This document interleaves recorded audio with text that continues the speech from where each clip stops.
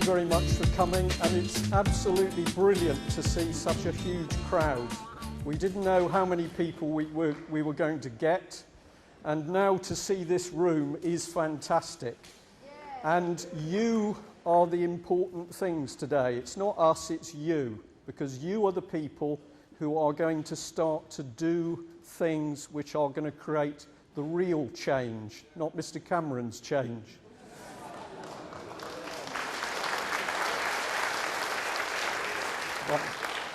Right, I've got to be very careful because I overran my time in a recent talk, and Roger's going to be watching me very, very closely. It's very hot in here, so I just want to do something. Hold on.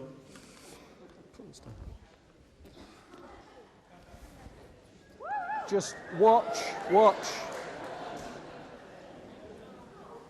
Have you seen this before?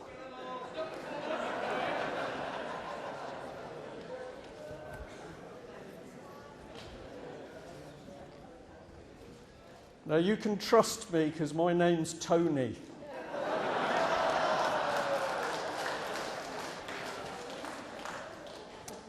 Right, you've heard the other speakers.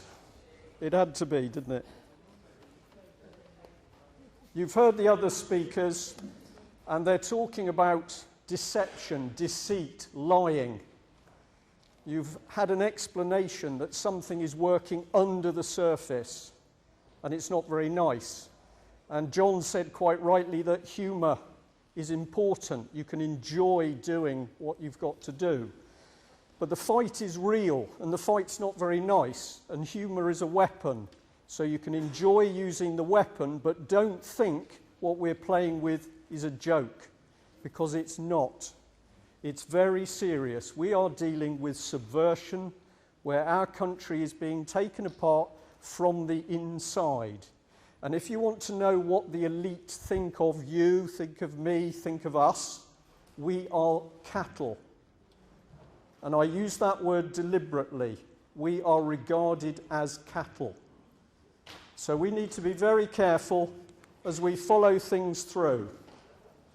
We've come up from the West Country, and as you drive across the Somerset levels going north, you see this figure. Has anybody seen it before? Yeah, it's a wicker man. It's a wicker man.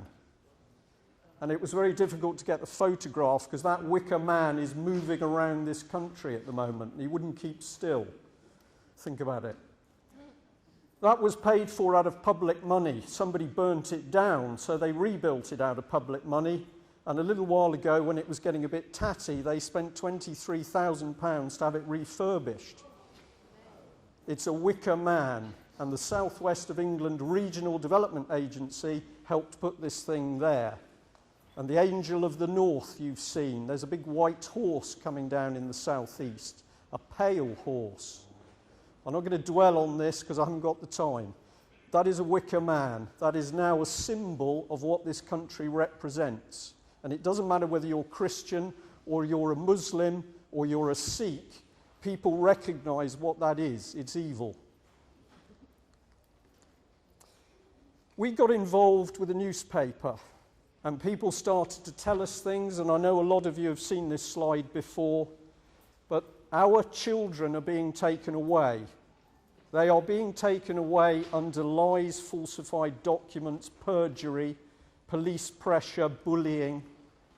Mothers and fathers who try to prevent their children being stolen by the state are sectioned. And I know there's several people in this audience that have suffered this fate. Last week I was in court for 2 days, on Wednesday and Thursday, all day. There was a group of us from Plymouth and other places, went to support a mother who had her daughter taken away 10 years ago, and they've never been reunited. The judge in that court case allowed the local authority to have 2 witnesses, one who seemed to tell a story which didn't tie up. He would not allow the mother to bring witnesses into court, even though she had 4 local councillors who were prepared to say that 10 years ago they knew their own council had broken the law, and their investigations had subsequently reinforced that. There is no justice, and the corruption in the judiciary to the highest levels is appalling.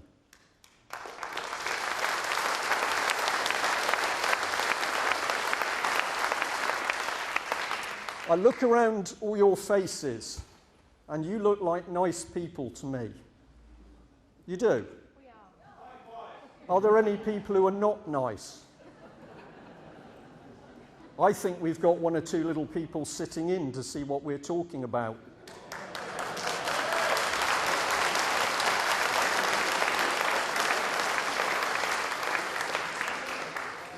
You're nice, and I hope I'm nice, but that's a huge weakness sometimes, because it means that you can't imagine how nasty, nasty people can be.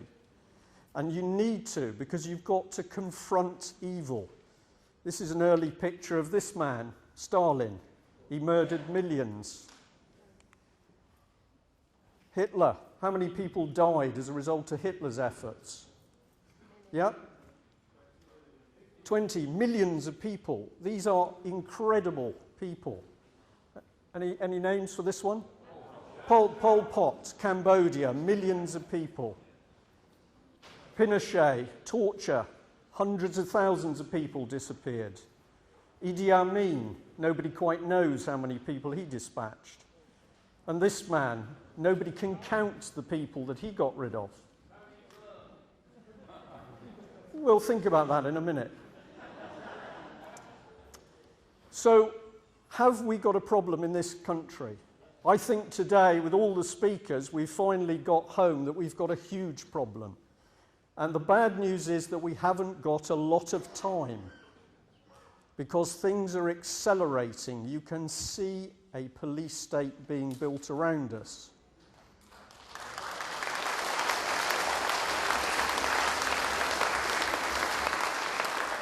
The characteristics of the police state are obvious and easy to see, and they're growing by the day. But if you look at the statement at the top of this slide, it's saying that we're governed by a separate elite. That's a characteristic of a police state. And I've given you a picture of the elite.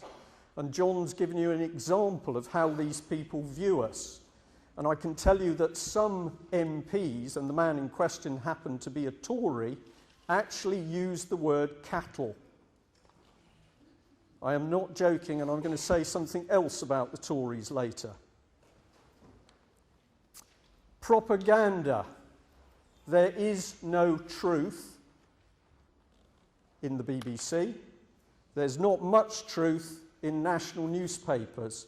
I hope there's some truth in this thing, although many people will say to us first off, straight off, that can't be true. And we say it is.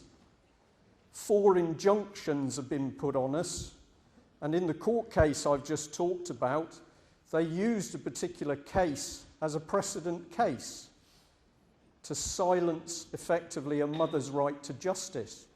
The court case they used was Spycatcher.